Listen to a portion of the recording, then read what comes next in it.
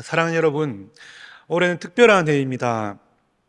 왜냐하면 단기 선교를 코로나 이전처럼 다시 활발하게 재개한 해이기 때문입니다. 질문을 하나 드리겠습니다. 과연 성경에 단기 선교가 있을까요? 없을까요? 네, 있습니다. 성경을 보면 여러 번의 단기 선교가 나오는데 구약의 대표적인 단기 선교사는 바로 요나일 것입니다. 요나는 니느웨로 가라는 하나님의 명령을 무시하고 배를 타고 반대편으로 가다가 결국 바다에 던져졌고 죽을 뻔했다가 물고기에게 먹힙니다. 그리고 회개하고 니느웨로 다시 가서 말씀 전하고 놀라운 회개의 역사를 이루어냅니다. 신학에 오면 더 많은 단기 선교들이 나옵니다. 그 중에 대표적인 것은 바울의 3번의 전도 여행일 것입니다. 바울은 세계 곳곳에 돌아다니며 복음을 전했고 여러 교회들을 세웠습니다. 그렇다면 예수님도 단기 선교를 하셨을까요? 넓게 보면 예수님께서 이 땅에 33년이란 시간 가운데 3년의 공생애를 하시면서 단기간 이렇게 오신 자체가 선교라고 할 수 있지만, 좁게 보아서 외국에 가서 짧은 시간 복음을 전하는 것, 선교하는 것을, 이 단기 선교를 예수님도 하셨습니다. 그 본문이 바로 오늘 우리가 살피는 마가복음 5장입니다. 사실 오늘 이야기는 아주 간단합니다. 예수님께서 거라사인의 지방에 가셔서 거라사 광인 한 사람을 찾아내시고 구원하셨다. 그것이 전부입니다. 그런데 성경이 이 이야기를 공관복음이라고 불리는 마태, 마가, 누가복음, 이 세 복음서 전체에 기록을 하고 있습니다. 그리고 그냥 단순하게 거라사 광인을 만나서 고쳐주셨다, 그렇게만 적지 않고 찾아가기까지의 여정을 상세하게 기록해 두고 있습니다. 이렇게 사도들 3사람이 성경을 쓰면서 다 포함시키고 또 여정까지 자세하게 적었다는 것은 무슨 뜻이겠습니까? 이 사건이 매우 중요하다는 것입니다. 그렇다면 이 시간 예수님의 단기 선교에 담긴 의미들을 함께 살피면서 다시 한번 우리의 마음 가운데 하나님의 마음을 새기는 시간을 갖도록 하겠습니다. 우리 첫 번째 같이 한번 읽겠습니다. 예수님의 단기 선교에는 예수님의 수고가 담겨 있습니다. 여러분, 어떤 수고이겠습니까? 예수님의 단기 선교를 시작하는 아까 읽은 4장 35절에 이렇게 말합니다. 예수님께서 우리가 저편으로 건너가자. 예수님께서 계신 곳에서 저편, 거라사 지방으로 가자. 그렇게 말씀하십니다.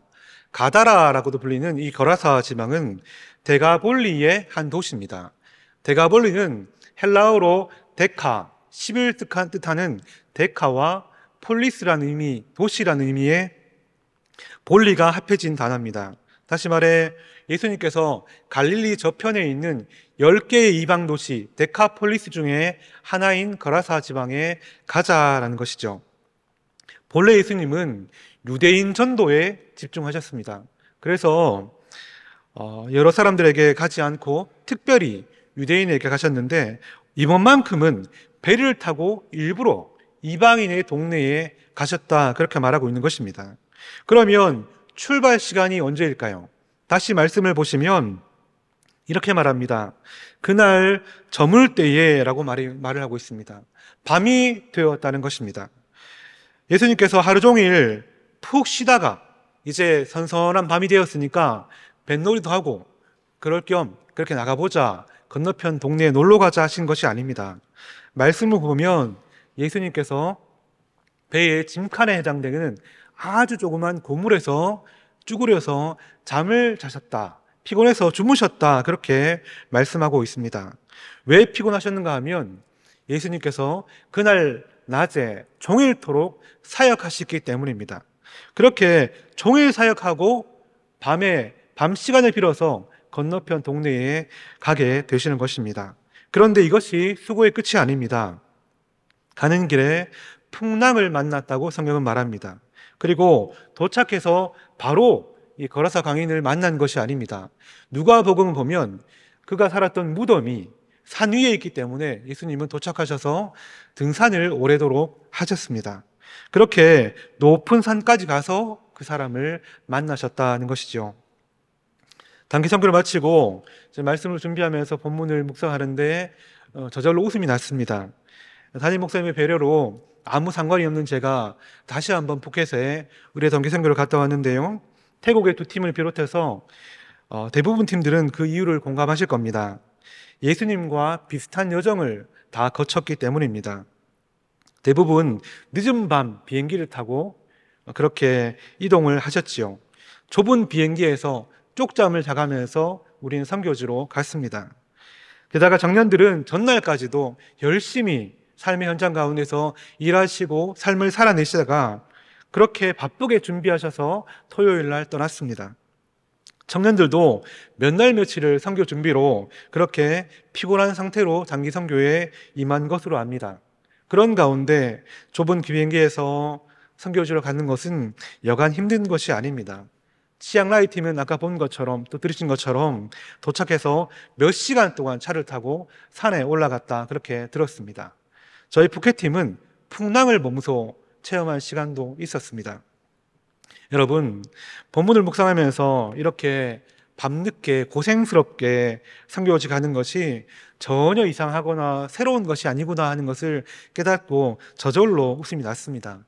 2000년 전 예수님께서 그 한 사람을 위해 찾아가신 그때도 그랬구나. 이것이 예수님 닮은 모습이구나 하는 것을 깨닫게 되었기 때문입니다.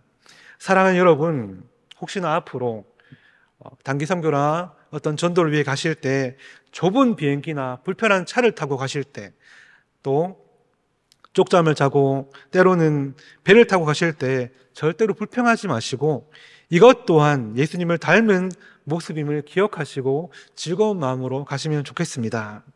이렇듯 예수님은 피곤한 몸을 이끌고 밤중에 좁은 배를 타고 쪽잠을 자면서 풍랑을 헤치고 산을 넘어서 말 그대로 산 넘고 물 건너서 선교지로 가셨습니다.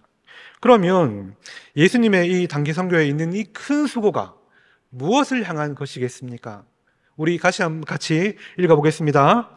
예수님의 수고는 한 사람을 향한 것입니다. 여러분, 예수님의 이 수고는 결국 한 사람을 향한 것이었습니다. 그라사 강인을 만나서 구원하시고 온전한 모습으로 회복시켜 주시고자 하심이었죠. 여러분, 예수님을 만나기 전에 거라사 강인은 어떤 모습이었을까요? 어떤 삶을 살았을까요? 누가복음 8장과 5장을 보시면 이렇게 적고 있는데요. 제가 정리해 드리겠습니다. 그는 본래 도시 사람이었다가 말합니다. 도시 사람이란 말은 잘 나가는 평범한 사람이었다는 뜻입니다. 그런데 귀신 들린 이후로 삶이 완전히 망가집니다. 오랜 기간 동안 옷을 입지 않았고 무덤에 살았을 뿐 아니라 또 잠도 제대로 자지 못하고 돌로 제 몸을 상하고 있었다. 그렇게 말합니다. 그리고 귀신 들렸다는 이유 때문에 사람들이 여러 번 쇠사슬과 고랑으로 묶었다. 다시 말해 사람들로부터 받은 상처와 두려움이 아주 많았다. 그렇게 말씀하고 있습니다. 그런데 예수님을 만난 후에 그는 어떻게 달라졌습니까? 마가복음 5장 15절을 같이 읽도록 하겠습니다. 예수께 이르러 귀 귀신 들린 자가 곧 군대에 집혔던 자가 옷을 입고 정신이 온전하여 앉은 것을 보고 두려워하더라. 그는 완전히 달라졌습니다. 비로소 어떻습니까?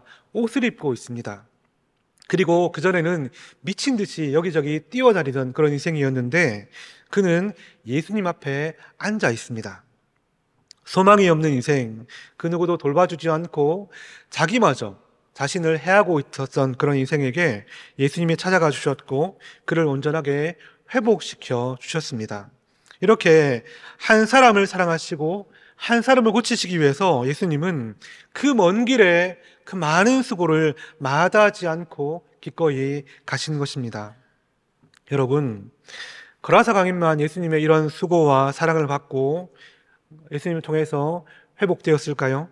그만 예수님을 수고스럽게 했을까요? 그렇지 않지요. 지금 우리 모두가 예수님의 땀과 피가 배어있는 그 수고로 말미암아 구원받은 줄 믿습니다. 예수님의 십자가의 그 사랑이 우리를 살려낸 그 수고가 우리를 살려낸 줄 믿습니다. 그리고 더불어 지금도 그 사랑이 우리와 함께 있어 우리가 점점 온전하여 가는 줄 믿습니다. 그 사랑을 늘 기억하는 여러분 되시기를 축복합니다. 나아가 하나님께서 올 여름 우리 교회에 단기 선교를 허락하시고 은혜 가운데 인도하셨고 또 이렇게 함께 예배하게 하신 이유는 우리로 하여금 그 예수님의 그 마음, 이 한 사람을 향한 마음을 다시 새기고 가지라, 그렇게 말씀하시는 줄 믿습니다. 오늘 간증에서 들으신 것처럼 단기 선교를 갔다 오신 모든 분들과 이야기를 나누면 동일하게 고백하는 것이 있습니다. 바로 우리 마음에, 그분 마음에 한 영혼을 품게 되었다 하는 것입니다. 그 영혼이 이름 모르는 그냥 지나가다 만난 아이일 수도 있고요, 또 함께 동역한 현지 교인일 수 있고, 또 협력하신 선교사님이나 혹은 그 나라일 수도 있습니다. 단기 선교를 가신 분들, 아니면 보내고 기도와 물질로 함께 하신 모든 분들이 예수님처럼 이 수고의 땀을 흘리고 나면 그 마음 가운데는 한 영혼이란 싹이 트게 됩니다. 그 한 영혼, 한 민족이 얼마나 존귀한 존재인지 다시 한번 깨닫게 되는 것이죠. 그러므로 사랑하는 여러분, 우리에게 심겨진 한 사람을 향한 이 사랑의 싹이 계속 자라서, 크게 자라서 거목이 될 수 있도록 매일 한 가지를 실천하시면 좋겠습니다. 그것은 바로 한 영혼을 위한 기도와 한 민족 선교지를 위한 기도를 매일 하는 것입니다. 매일 내 주변에 있는 한 영혼을 위해 기도하고 한 군데의 선교지와 선교사님을 위해서 매일 잠시라도 기억하며 기도하는 것입니다. 여러분, 선교사님들은 우리를 기억해 줄 때, 그분들을 기억해 줄 때 얼마나 감사해 하시고 또 마음에 힘을 얻는지 모른다 말씀하십니다. 그러므로 우리의 사랑이 점점 커지고 하나님이 우리의 기도를 들으시며 또 일하실 수 있도록 우리가 매일 내 옆에 있는 한 사람과 또 한 선교지, 한 선교사님 위해서 기도해 주시기 바랍니다. 그러면 하나님께서 우리의 기도를 들으시고 놀랍게 일하실 것입니다. 그러면 끝으로 하나님이 어떻게 놀랍게 일하시는지 살피며 말씀을 마치고자 합니다. 여러분, 솔직하게 예수님께서 그렇게 고생 산 넘고 물 건너 가셨다가 이제 선교하셨는데 결과가 무엇입니까? 결국 한 영혼, 그 한 사람 살리고, 그리고 막심한 돼지 2,000마리라는 막심한 재정적 손해를 입히고 돌아오십니다. 어떻게 보면 정말 비효율적이고, 이것이 선교인가?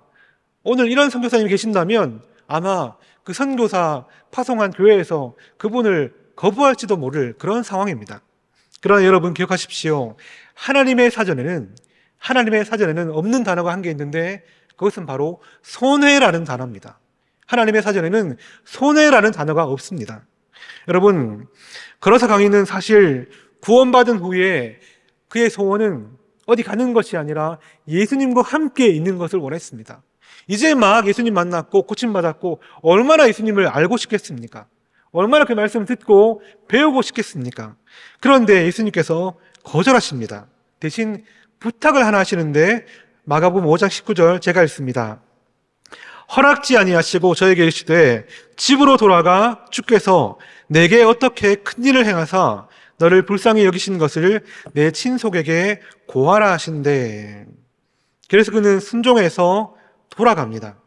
그는 예수님이 친히 파송하신 1호 선교사가 되어서 자신의 고향으로 돌아갑니다. 그리고 그의 이야기는 어떻게 끝이 날까요? 우리 20절 말씀을 같이 읽도록 하겠습니다. 그가 가서 예수께서 자기에게 어떻게 큰일 행하신 것을 데가볼리에 전파하니 모든 사람이 기이 여기더라. 여러분, 그 사람은 아까 말한 데카폴리스 10개의 도시 중에 거라사 지방의 사람입니다. 그리고 예수님은 그에게 내 집, 다시 말해 내 친속, 너희 가족에게 돌아가서 네가 구원받은 것, 하나님 얼마나 큰 일을 행하신 것을 들려주라, 그렇게 말합니다. 그렇게 말씀하셨는데 20절 말씀 다시 한번 보여주시면 성경은 그가 어디까지 갔다고 말합니까? 데가볼리입니다. 여러분, 그는 자신의 가족을 넘어서 자신의 고향인 거라사를 넘어서 자신 주변에 있는 10개의 모든 도시에 자신이 경험한 하나님의 큰 일을 전합니다. 예수님은 가족에게 가서 전해라 말씀하셨는데 그는 10개의 모든 도시를 돌아다니면서 복음을 전하고 자신이 경험한 하나님의 큰 일을 전합니다. 뭐 대수롭게 뭐 대단한 것을 전했겠습니까? 하나님이 자신을 고쳐주셨다. 예수님이 만났는데 나를 고쳐주셨다. 그것을 전한 것입니다. 여러분, 그가 혼자서 얼마나 성실하게 다녔을까요? 때론 힘들고 외로울 때 자신에게 오신 예수님의 수고를 생각하며 그 사랑에 감격해서 얼마나 다시 수고하고 발이 부르트도록 다녔을까요? 사랑하는 여러분, 하나님은 예수님이 수고 가운데 품으신 한 영혼을 통해서 10개의 도시 전체에 일하시는 놀라운 분이심을 기억하시기 바랍니다. 그래서 하나님의 사전에는 손해가 없습니다. 하나님은 예수님이 품으신 우리를 통해서 이 단기 선교 기간에 일하셨고, 또 우리가 품은 그 지역, 그 선교사님들과 그 민족들을 통해서, 그 작은 아이들을 통해서 일하시는 분이신 줄 믿습니다. 우리 다시 같이 한번 앞에 있는 글자를 읽어보겠습니다. 하나님은 절대로 손해보지 않으십니다. 선교에는 손해가 없습니다. 하나님께서 나와 내가 품은 한 영혼을 통해 놀랍게 일하고 계시기 때문입니다. 아멘. 그러므로 다시 권면을 드립니다. 한 영혼을 품으시기 바랍니다. 그리고 한 민족, 한 선교사님을 잠시라도 매일 품고 기도하시기 바랍니다. 사실 쉽지 않습니다. 제 여동생이 선교사인데도 매일 기억나지 않습니다. 그러나 우리가 우리의 마음 가운데 매일 의지적으로 기억하고 기도할 때 하나님은 우리의 기도를 들으시고 놀랍게 일하실 줄 믿습니다. 우리를 향한 이 예수님의 수고와 하나님의 마음을 생각하며 찬양하기 원하는데요, 우리 하나님께서 얼마나 우리를 사랑하시는지 이 찬양의 가사를 묵상하시고, 또 그 사랑 때문에 우리가 감격하고 그 사랑에 설득당해서 내가 매일 하나님의 사랑을 실천하겠노라고, 기도하겠노라고, 그들을 사랑하고 품겠노라고 우리 다시 한번 생각하며 나의 하나님 찬양하며 하나님 앞에 나아가겠습니다. 나의 하나님, 나의 하나님, 그 크신 사랑 나의 마음 속에 언제나 슬픈 눈물 지을 때 나의 힘이 되시는 나의 영원하신 하나님, 나의 구원의 반석, 나의 구원의 반석, 나의 생명의 주인, 나의 사랑의 노래. 실패하여 지칠 때 나의 위로 되시는 나의 하나님을 찬양해. 세월이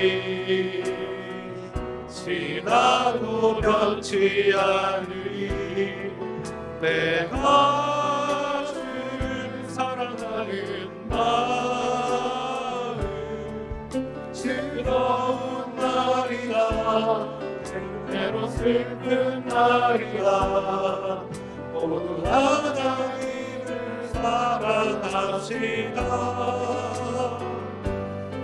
세월이 지나고 비바람 불어도 모두 하나님을 사랑하시네. 나의 하나님, 나의 하나님, 그 크신 사랑 나의 마음 속에 언제나 슬픈 눈물 지을 때 나의 힘이 되시는 나의 영원하신 하나님, 나의 구원의 반석, 나의 구원의 반석, 나의 생명의 주인, 나의 사랑의 노래. 실패하여 지칠 때 나의 위로 되시는 나의 하나님을 찬양해. 세월이 지나도 변치 않으리. 내가 주를 사랑하는 마음 외로운 밤이나 험한 골짜기라도 나의 하나님을 보게 하시니 내 영혼 언제나 하나님을 바라며 세상 끝날까지 사랑하리라. 우리 시간 앞에 있는 기도 제목을 함께 읽고 우리 함께 통성으로 기도하는 시간 가지겠습니다. 함께 읽습니다.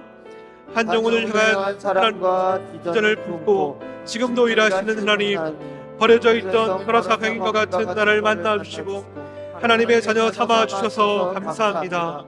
예수님의 그 사랑을 기억하고 나도 내 주변에 한 영혼을 품고 기도하고 우리 교회 모든 파송 후원 선교사님들을 품고 날마다 기도하게 하소서. 우리 교회가 세상 끝날까지 선교의 귀한 사명에 최선을 다하게 하옵소서. 우리 주여 이름으로 외치며 통성으로 기도하겠습니다. 주여